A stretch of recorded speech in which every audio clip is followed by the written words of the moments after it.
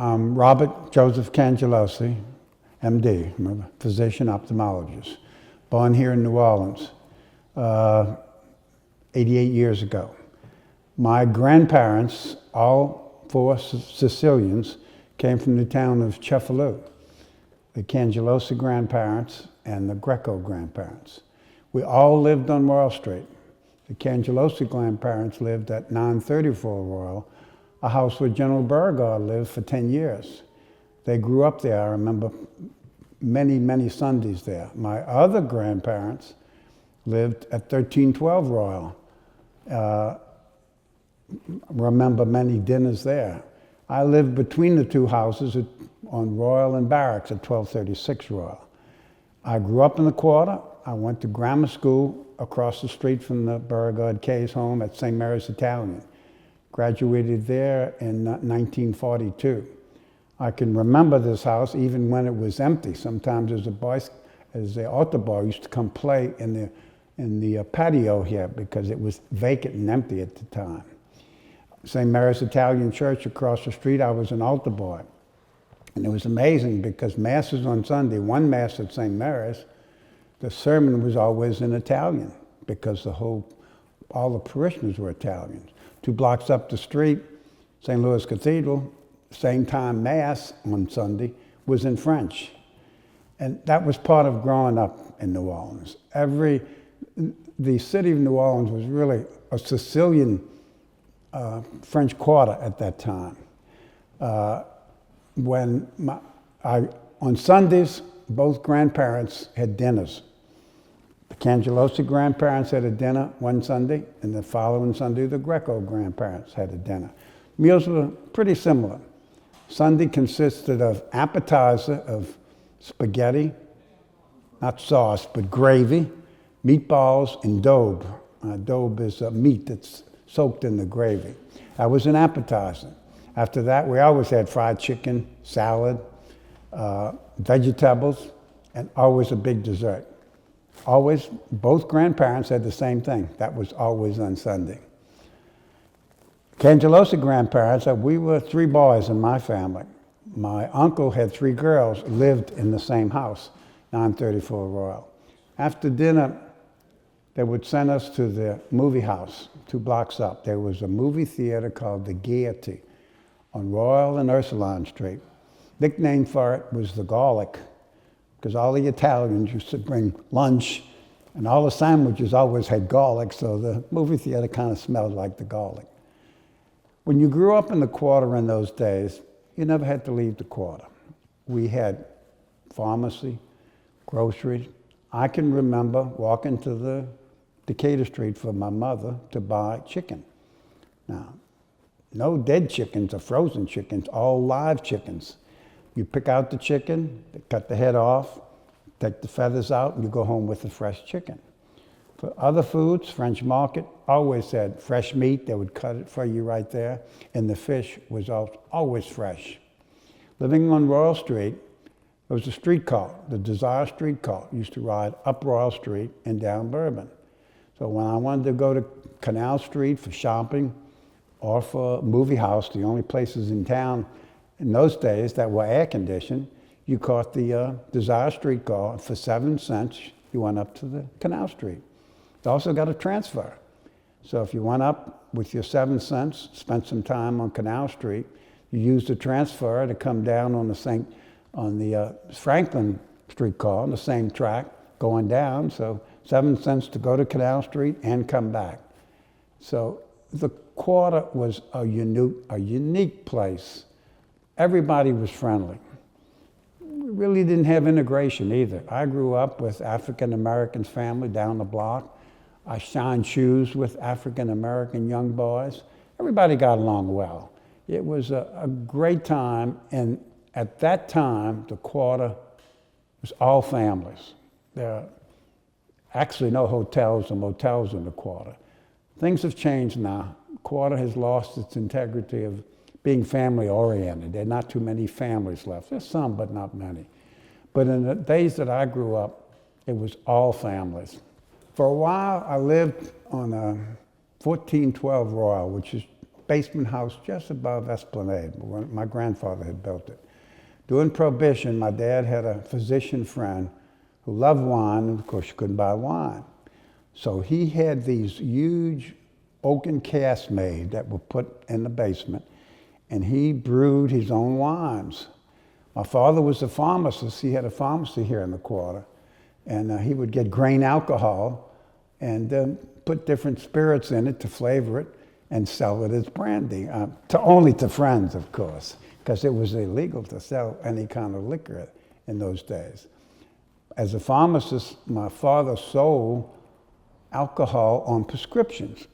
In those days, during Prohibition, the government printed out beautiful manuscripts of permits, and it would say dispense spiritus fermenti, which is alcohol, 1 pint. Sometimes it said 1 pint of 4 roses, and the directions were 1 tablespoon with meals. So that was one way of getting alcohol during the time of Prohibition. St. Mary's Italian, where I grew up, we were baptized there. Usually you were married there. I can remember one time as an altar boy serving Mass with the priest, and somebody came in, interrupted the priest to notify everybody in church that this was during World War II, that Germany had surrendered. America had taken over Italy, and all the parishioners were so happy that Italy was now not Nazis anymore, but part of the Allies. So great, great memories here in New Orleans.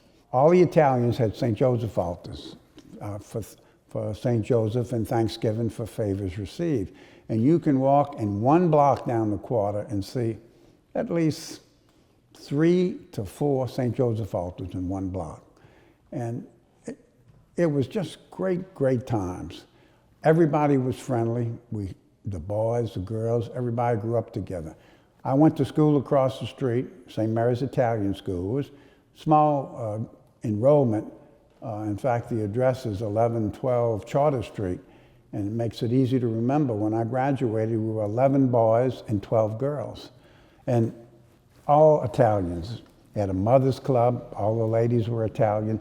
They did everything together. My dad lived at 934 Royal, where I mentioned General Beauregard lived for 10 years. One day, he and his brother crawled out of the bedroom on the 3rd floor into the roof through the dormer. This was the night that the great French Opera House caught fire and burned. So they watched the Opera House burn the night. That was really a great loss to the city of New Orleans. After grammar school, I went to high school, St. Aloysius, which was right on the edge of the quarter. So I used to walk to school. All my life until I finally, even when I was married, I lived here for a while. But my whole life was spent in the quarter. And it was just a great experience. You could do everything you wanted in the quarter and never had to leave. Everything you wanted was here. Some of the at the French Opera House, I remember my dad telling me the story. One of his greatest nights at the French Opera House, he went to listen to Enrico Caruso sing here in New Orleans. And that was a highlight of my dad. My grandfather had a grocery store. He had a wholesale produce. It was on Decatur Street. It was a 4-story building. He had a banana plantation in Panama, and he sold, he had 2 boats. He sold bananas. He used to get them from Panama. And he sold wholesale produce all through the state of Louisiana. My other grandparent, the Greco, my mother's father, also was a grocer. He had a grocery store, just a domestic grocery store on Decatur and Barracks. They were just 4 blocks apart. And I can remember as a kid working in my grandfather's grocery on Decatur and Barracks. In those days, the river was full of ships and stevedores. And at lunchtime, the stevedores would be hungry and come looking for food. And my grandfather was all set at 12 o'clock. In the summertime, I'd help him. He had all the different meats out, all the bread, French bread, Italian twist bread, to make sandwiches. and I would help. He would take the bread, cut the meat, I'd put the mayonnaise on and wrap them up. Everybody would buy their sandwich. They would get their soft drink. Here in New Orleans at the time, one of the big soft drinks was called Dr. Nut. It was made here in New Orleans. It was a great concoction that everybody enjoyed. So I spent many a summer in the grocery store making groceries. My grandfather had a sort of a credit, and he didn't keep books. He knew how to work his adding machine. Somebody would come in, they'd buy groceries, he'd put everything on the ticket. And if you came in, everything that you bought was put under the tomato paste. Your neighbor came in, bought some stuff, it was run up on the ticket, and that was put under the grape juice. Every time you came in, your tickets were put together. At the end of the month, you came in, you totaled them up, and you paid. All on credit. Everybody who charged always paid. So it was part of being family and part of being Italian, and well, not Italian, but Sicilian. At the turn of the century, there were two big ports of embarkation in the United States. There was one in New York and one in New Orleans. Now, through the port of embarkation in New York came all the Italians. Through the port of embarkation in New Orleans came all the Sicilians. Everybody knows the Brooklyn accent, and it's because at the port of embarkation in New York, the Germans, the Italians, the Spaniards, and the big mixture came out. The American that came out was this Brooklyn accent. People think New Orleans is a Southern accent. New Orleans is no Southern accent at all. In fact, most people say we have a Brooklyn accent. And the reason being, it's the same mix of people who came to the city of New Orleans, just like the city of New York. So we have that same type of accent. And when I grew up, a lot of people don't realize, New Orleans was a great cosmopolitan city. With the Catholic Church, they claim the oldest diocese in New Orleans is in Baltimore. New Orleans was second. But New Orleans was a Catholic diocese before Baltimore. But it was a diocese of Havana. We were under Cuba, we were Spanish rule at the time. So even though we're older than the Diocese of Baltimore, we're not the oldest American diocese because we were the Diocese of Havana. The history. I've had Northerners come down, kind of think, well, you know, down there, y'all kind of backwards and not really cultured. And I will ask them, where are you from? New York? Yes. Tell me, where's the first opera ever performed in the United States? He says, oh, of course, New York. No, it was New Orleans. First opera ever performed in the continental United States. It was in French, but it was here in the city of New Orleans. And the culture goes way back because the French who founded it, and then with the Great Fire, most of the French town burned down. One of the few buildings to survive that fire was across the street from where we are now, the old French Opera House, the old French, the Ursuline Convent. One of the stories is that the miraculous statue, the one that helped win the Battle of New Orleans against the British, as the fire was approaching the convent across the street, the nuns put the statue in the window and the fire stopped just before that building burned down. So, and the old French, the building across the street is actually the oldest building in the Mississippi Valley. And it's just a beautiful thing. When we used to have Mass at St. Mary's on a Sunday, after Mass, everybody would walk around the corner, past the Beauregard house, go to Angelo Bacata's. Angelo Bacata was an ice cream parlor. It had confection called cannoli, a hard cone stuffed with cream and different types of Italian ice cream. The town that my grandparents from Sicily, was a little town called Cefalù, which is on the northern coast. And a lot of the Sicilians in New Orleans were from Cefalù. And way back, my dad, I think, was one of the original members. They founded the Cefalutana Society. And I'm a member of that still. We still have meetings and have Mass once a year. And we have get-togethers. But they even, when we had a special Mass, for Christ, the patron of Cefalù. The Mass was at St. Mary's Italian across the street, and we had a band. It was a trumpet, a clarinet, and a big bass drum. And they'd play these Italian songs, and after Mass, band would proceed down the street, around the corner. Everybody would follow, and we'd wind up at Angelo Baccatta's ice cream parlor. The Gaiety Theater, which I mentioned, when we used to go to the Gaiety, this was in the 30s, on a Sunday, they would give me 30 cents. It was 3 boys and 3 girls, and we went to the movie house, a nickel apiece in those days. You bought candy, it was 2 cents for some candy. But you had it was a great babysitter. For your nickel, you got a movie, a symphonette, a serial, a comedy, and a cartoon. So you went in at 1 o'clock, you probably didn't get back home until 5 or 6 o'clock. So it was a great way to spend a Sunday.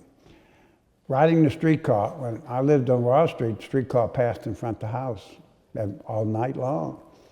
When they stopped the streetcars, I couldn't sleep at night. I missed the sound, the noise of the streetcar. It was too quiet to sleep. Funny thing, but it was true. That's what happened. At St. Mary's, I would come across the street to the Burgard house at the time. It was empty. We'd play in the yard, play in through the house. There used to be some homeless people here sometimes when the house was empty. And it was really falling apart at the time, but the yard was a lot of fun. My dad grew up on 934 Royal. He was the youngest of 5 boys. My grandfather had 5 boys, 5 girls. My grandfather did fairly well. He had a nice business. And one day he received a letter with a picture of a black hand on it. It was just an imprint of a hand. And it said, "Mr. Cangelosi, you will give us $10,000 or your youngest son will be killed." And my grandfather said, "Not me. I'm not paying any money." He refused to pay. Well, actually, I found out from my dad, a young Italian boy who lived across the street was killed by mistake. They thought he was one of the Cangelosis. So at that time, we were not known as the Mafia. It was known as the Black Hand. And they used to use a picture of a black hand. And at that time, the only thing that they did was threaten wealthy Italians just to be able to get money, selling protection. That's one of the things that they were known for. In the quarter, nobody had air conditioning those days. Later, we had attic fans and window fans that tend to cool you off. But a lot of times I can remember on Royal Street, go and sit. I had a porch in the front. Go and sit. It was just so hot. Watch the streetcars go by to pass the night when you couldn't sleep.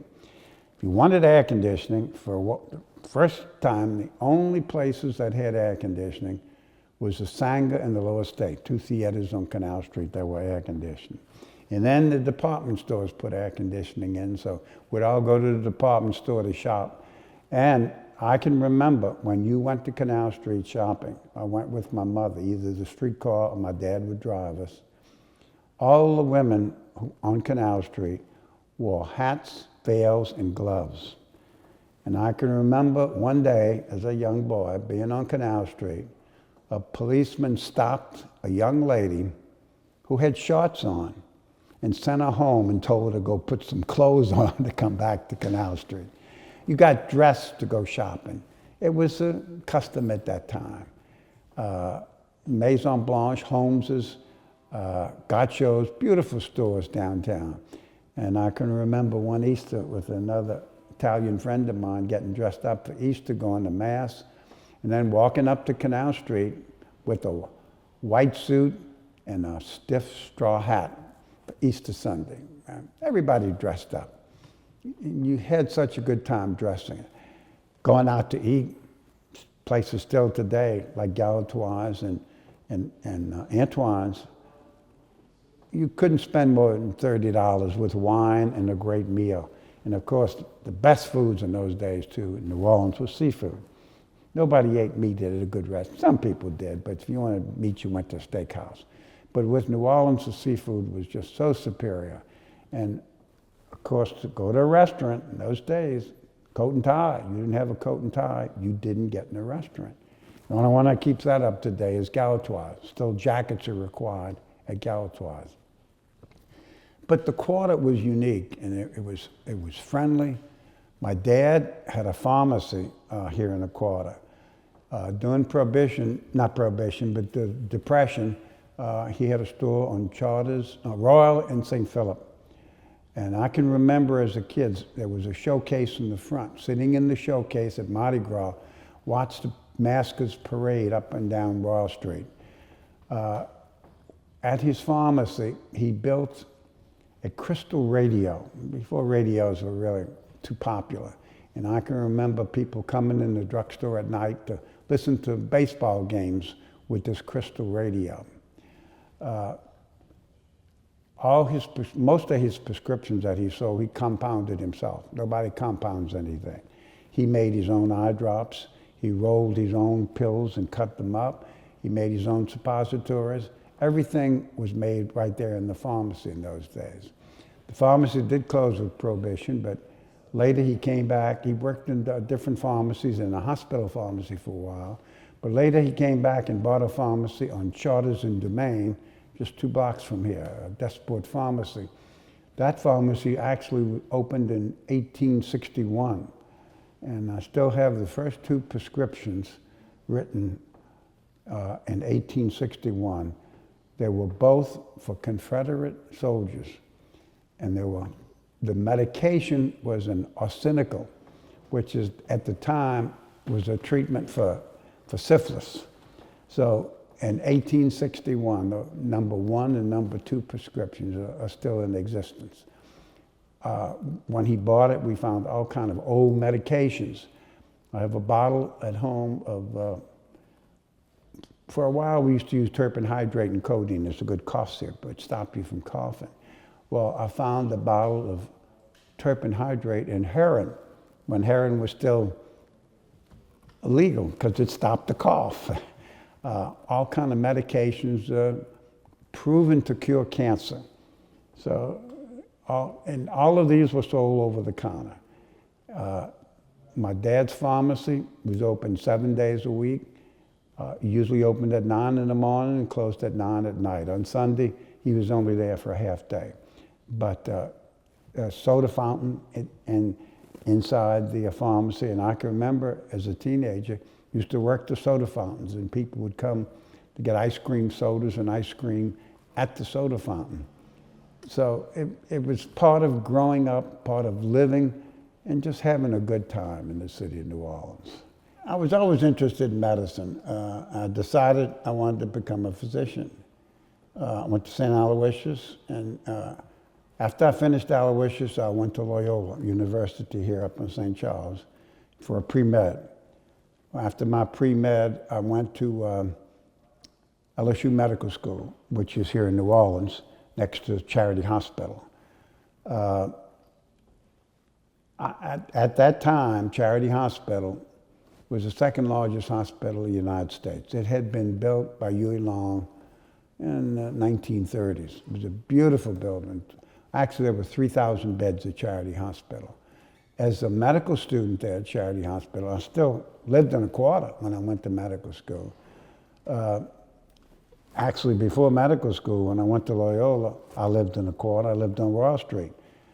When I used to go to school at Loyola, I would take the Desire streetcar to Canal Street, get off, catch the St. Charles streetcar, ride the St. Charles streetcar 63 blocks up to Loyola, do all my homework on the streetcar. And that was all for 7 cents. I'd come back home on the streetcar. Then at medical school, when I went to medical school, we did some work at Charity Hospital. But Charity Hospital at that time was the largest obstetrical service in the world. There were like 20,000 babies a month born at Charity Hospital. It was a huge obstetrical service. In fact, it was such a big hospital that people used to come, especially interns and residents for training, who would come to Charity Hospital from all over the country because of the variety of medicine and the training that you got here at Charity Hospital. Charity Hospital is closed now, but up the street we have a new medical complex, which is almost as big, and it's a beautiful place. And after I finished medical school, I went to stay at Charity Hospital, went to Hotel Dieu, which is Hotel Dieu is a hospital run by the Daughters of Charity, same as a Hotel Dieu in Paris. I interned there for a year and then went back to Charity for residency, 3-year residency in ophthalmology. Learned all my surgery there, finished there, and opened a practice, which was then a suburb of New Orleans, the area called Gentilly. And I've been in practice out there ever since. But no matter who you are or where you go in New Orleans is like a small hometown. Everybody knows everybody if they're not related to one another. So it's a good family, close culture that you just can't find anywhere else in the world. My grandfather, the Greco, when he did fairly well, he would buy different little pieces of property, a lot of them in the quarter or surrounding the quarter, and he'd put his families there. My grandfather, the Cangelosi, his 5 boys, he had a big produce place, but none of his boys wanted to go in the produce business. But my dad was the only one who went to college and became a pharmacist. He went to Loyola for pharmacy school and stayed here in the city. But growing up either 934 Royal Street with the Cangelosi grandparents, 1312 Royal Street with the Greco grandparents, and my house with my mother and dad was in the 1200 block of Royal Street, right in between. And just close-knit family, and it seemed like you were related to everybody in the city of New Orleans. Great experiences and experiences that you never ever forget, that you cherish. First time I really ever heard anything about any discrimination, when I was at Loyola, I started Loyola, I was 16, and I wanted to get in the fraternity. I got in this Jesuit fraternity, Alpha Delta Gamma. And pledge night, we're waiting and waiting to find out whether we got in or not, whether you got blackballed. And we were waiting, usually 9, 10 o'clock you found out. I was waiting until 12 o'clock, and finally I heard the news that I did get in the fraternity. But I found out that the big problem was, at the time, I was the first Italian ever to get in a fraternity at Loyola, a Catholic college. So there's a certain amount of discrimination. And New Orleans, Sicilians, Italians, you didn't get in the New Orleans Country Club. You wanted to belong to the country club, you went into the Metairie Country Club, which accepted Italians. When I was growing up, I had a little boat. I tried to get in the Southern Yacht Club and wasn't accepted. And I was told, well, I think you probably need a boat. I bought a nice sailboat, did a lot of sailing, tried to get in the Southern Yacht Club. Never did hear anything, and found out there are no Sicilians in the Southern Yacht Club. So there's discrimination, but it's just kind of subtle in the city of New Orleans. And when I was growing up, didn't even realize it. I found out later. And once I found out, they have their organizations, that's fine for them, and I'm not interested in being part of it. It didn't bother me, and I didn't find out till late that such discrimination did exist. Grandparents, Joseph Cangelosi, when he came, I don't know why, I think things were pretty tough in that time. Wasn't much to do in the town of Cheffelou, and they were coming to New Orleans because of the port of embarkation. So he came, bought this house on Royal Street, which General Berger lived in. It was a 3-story house, I think I mentioned.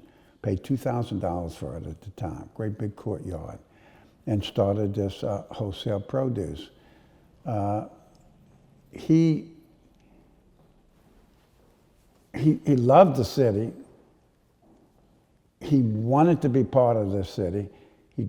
His sons grew up here, his daughters. There were actually 10 children. And the other grandparent, the Greco came from the same town. And we all used to get together.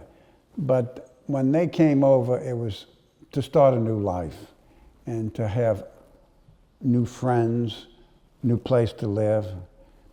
And as the Italians came in, they gradually made a little bit of money, sent their children to college, and get their degrees. My grandfather spoke Italian and spoke very good English, both grandparents.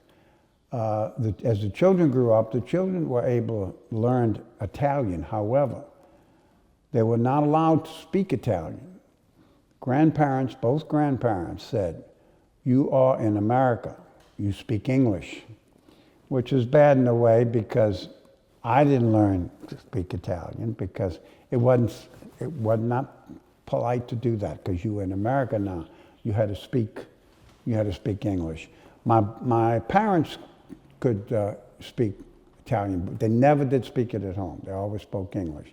I can understand a few words and I can get by, but I can't speak. I guess this is probably the only country. Every other country in the world, English is a second language.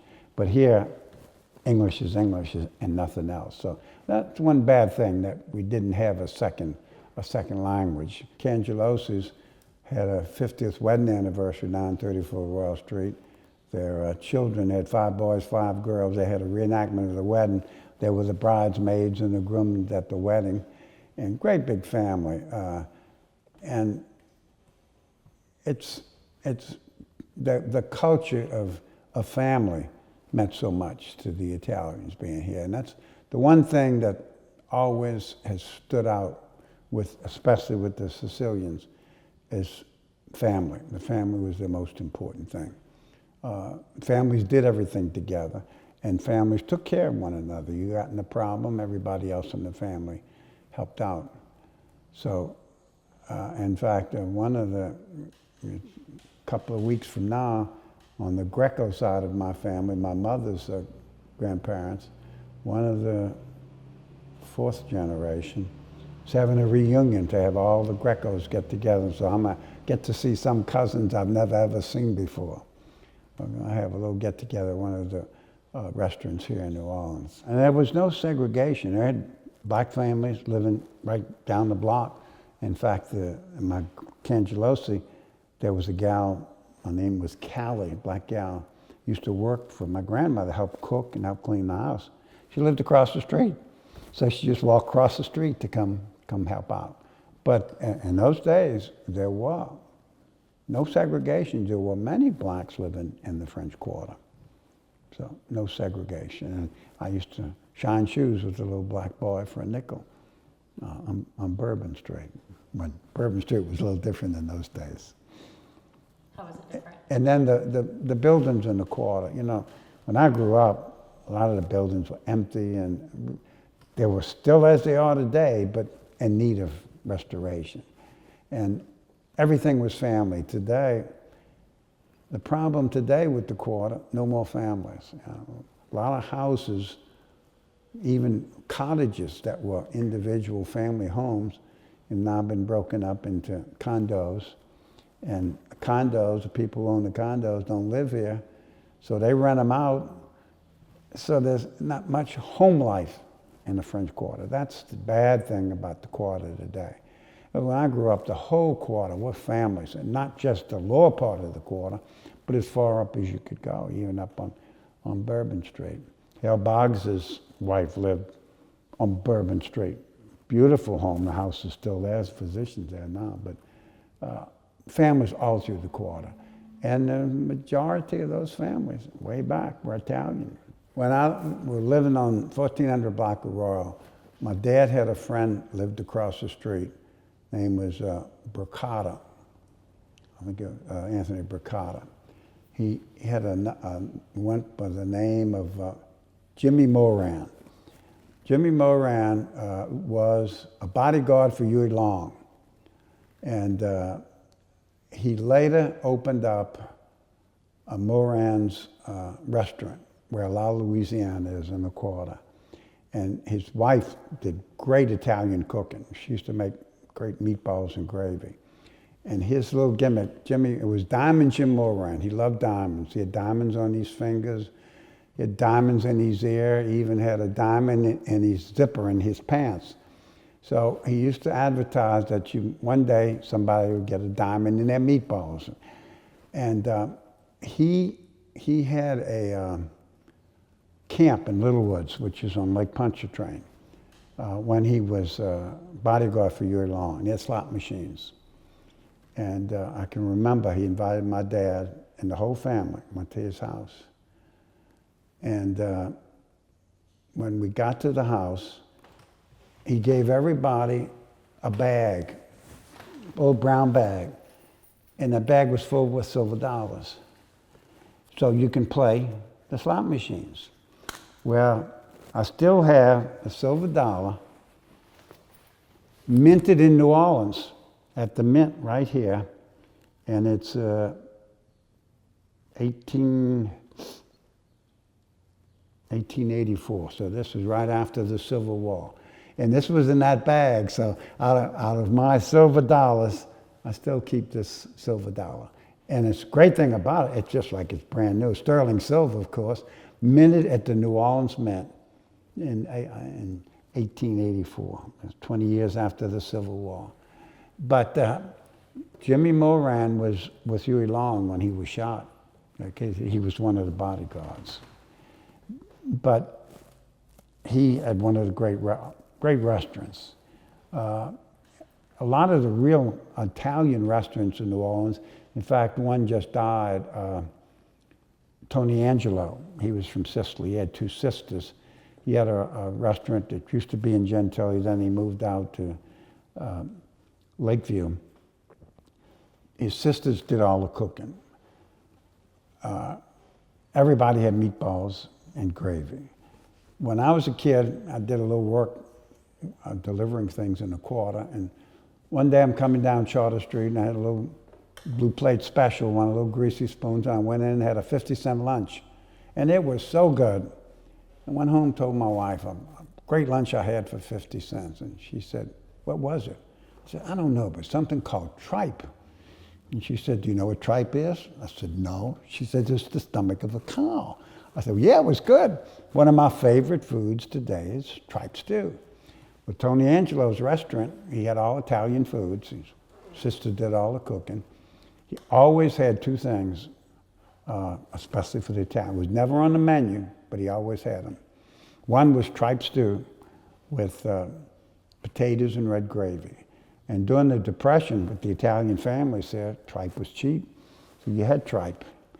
The other thing was fresh pig feet gravy. He made a red gravy for pasta with fresh pig feet.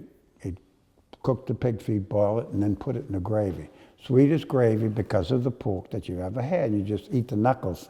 So anytime I went there, I always got my fresh pig feet. At home, growing up in New Orleans, Tuesday was always red beans and rice. You know, not everybody, but Italian families too. One day of the week, you always got meatballs and spaghetti. Another day, great New Orleans food was pain veal. And I don't know about today, but back those days, New Orleans sold more veal per capita than any other city in the United States. New Orleans was a big veal town. It was good, and it wasn't as expensive as beef, so everybody had veal. And of course, in the summertime, everybody had crawfish. So, but with the Italians at home, a lot of Italians had things like the tripe stew and the pig feet, because, I mean, especially during the Depression, and I grew up in the 30s, it was good food, and it was delicious food. And so many of the restaurants still today have great New Orleans food. The food is not just French or Spanish, but it's a mixture of the African, the French, the Spanish, and the Italian. That's what makes New Orleans cuisine so good. And the Sicilian, especially Sicilian, because Northern Italian, there's no red gravies at all. So really the red gravies from Naples on down, and especially in Sicily. And I didn't make it to Sicily, to Cefalù, until just 2 years ago. And one of the greatest experiences I've ever had. I wish I'd been able to go a lot sooner, but I thought Sicily was just positively beautiful, more beautiful than a lot of Italy. Great things in Italy, but really impressed with Sicily. And I went to one little town. My son, architect, told me, when you go to Sicily, he said, go see the Grecian ruins. I said, in Sicily? He says, oh yeah. He said, there are more Grecian ruins in Sicily than they have in Greece, because all the Greeks vacationed in Sicily, and they were big towns. And there were 3 towns in the southern part of Sicily. And one, I found out, a lot of the temples are still standing. At the time, the Greeks were there. It was the 3rd largest city in the world. So Sicily has played a large part in Europe. And their foods, especially in New Orleans, the Sicilian foods, is one of the reasons New Orleans cooking is so great, plays a great part of it. And we had that at home.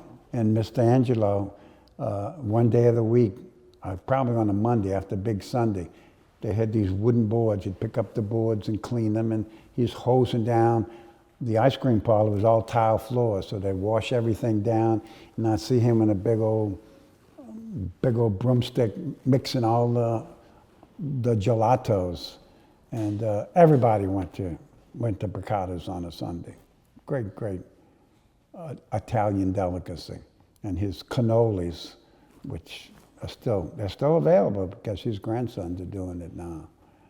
But yeah, I grew up loving all that stuff. When Mother Cabrini first came here, she founded the Cabrini Nursery on Esplanade, St. Mary's Italian School, and the day nursery on Ursuline in Bourbon.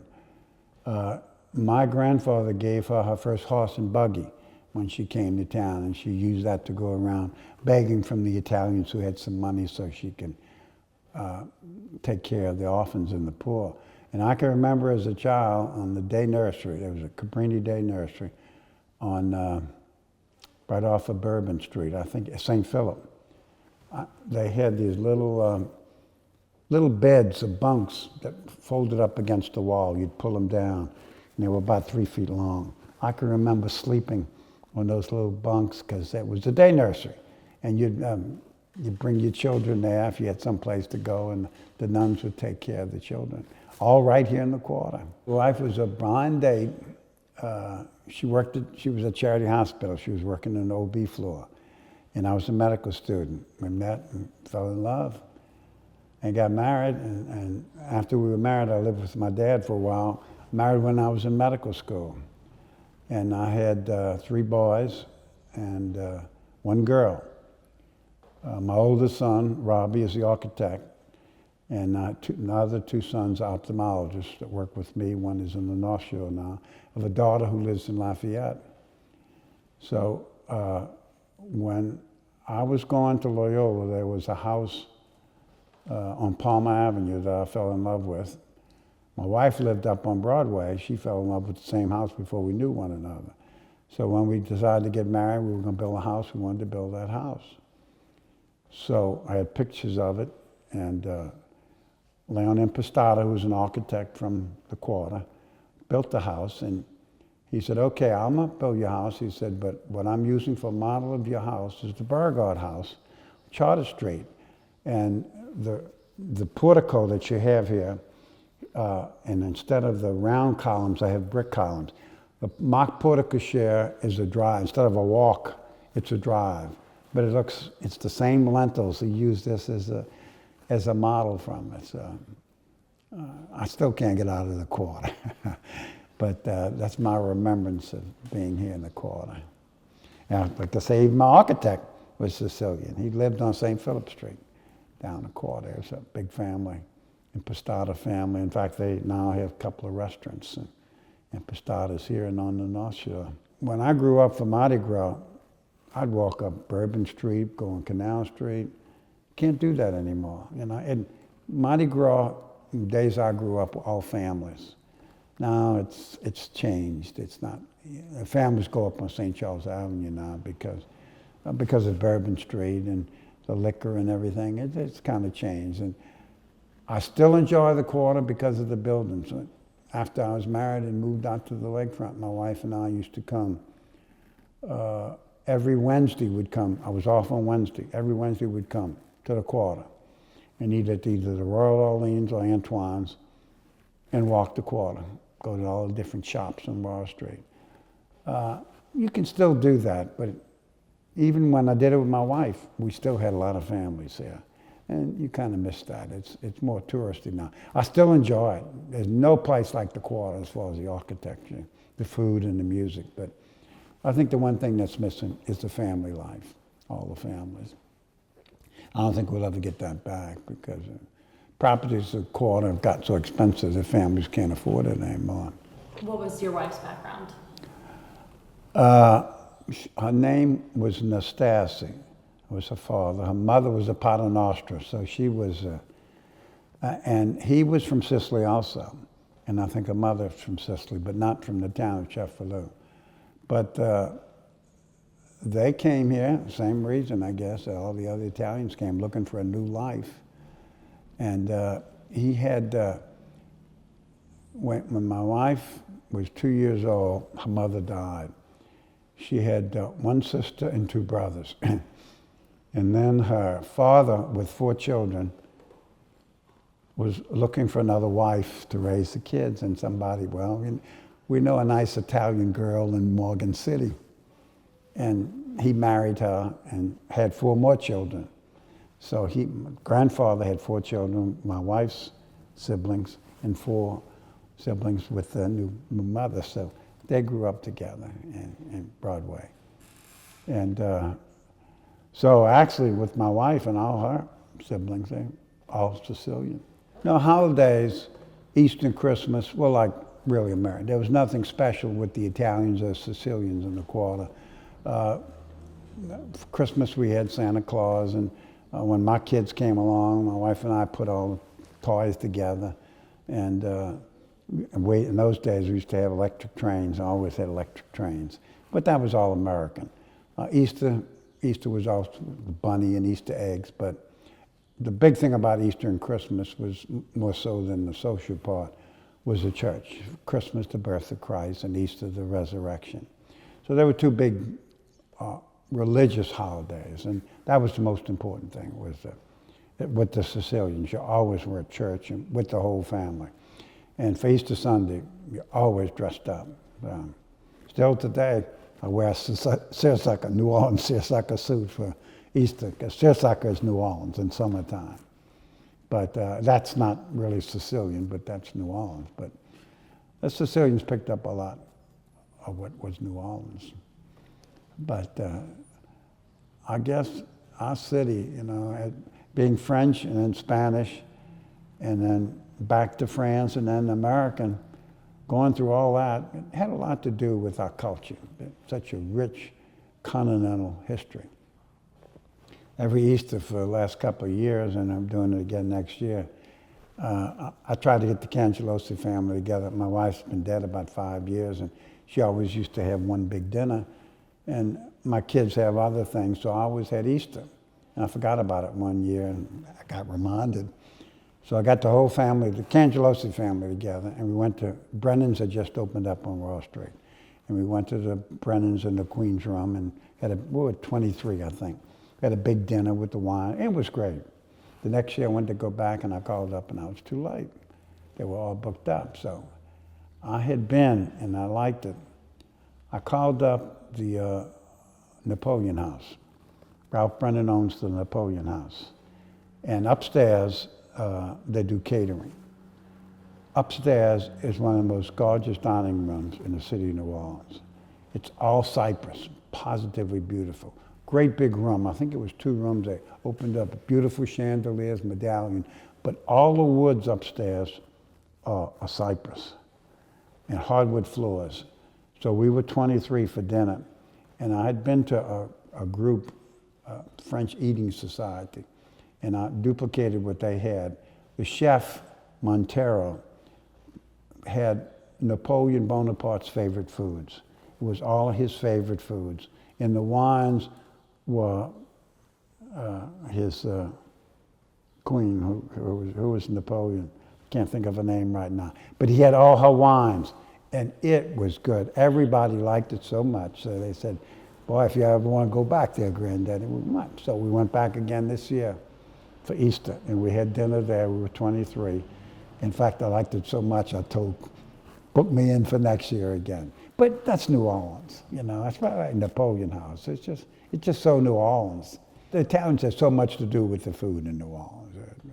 The Sicilian food, southern Italy, the food from Naples down, is our type of New Orleans Italian food. So, being Italian or Sicilian, and in fact, I used to think I was Italian. I didn't know what Sicilian was when I grew up. But being Sicilian and growing up to New Orleans, it just means so much. And the heritage is so good. We enjoy it and admire it and think that these grandparents came over here, probably couldn't even speak English at the time.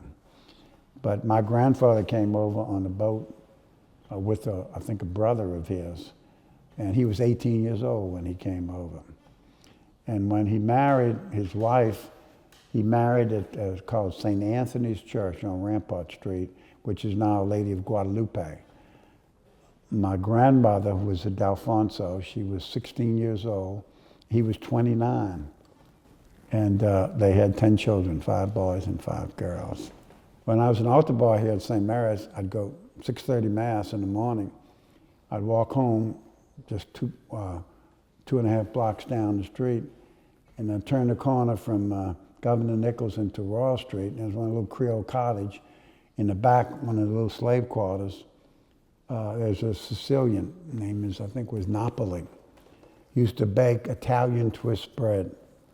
And I'd stop there after 6:30 Mass, and for a nickel, I'd buy a loaf of this hot Italian Swiss bread with butter and a cup of coffee. Great, great breakfast. But, and my grandfather on the grocery store in Barracks always had the muffalata bread or the Sicilian twist, all Sicilian breads. And they were baked right here in the quarter. And this was a little, he had his own oven, right, and buy a loaf of bread for a nickel, and just fantastic. Everything good, everything fresh. My mother died young, but I was very close to my mother. I can remember the thing that frightened me so much. I graduated from St. Mary's. I was valedictorian. And I'd written out my speech. And I'm up there giving my valedictorian address. And I look down in the audience, and there's my mother with my address in her hands to make sure I got it right. I almost got so flustered I didn't know what to say, but she wanted to make sure I got it right. She was a big, big help. I was really close. And then my dad had the drugstore, so he was always working.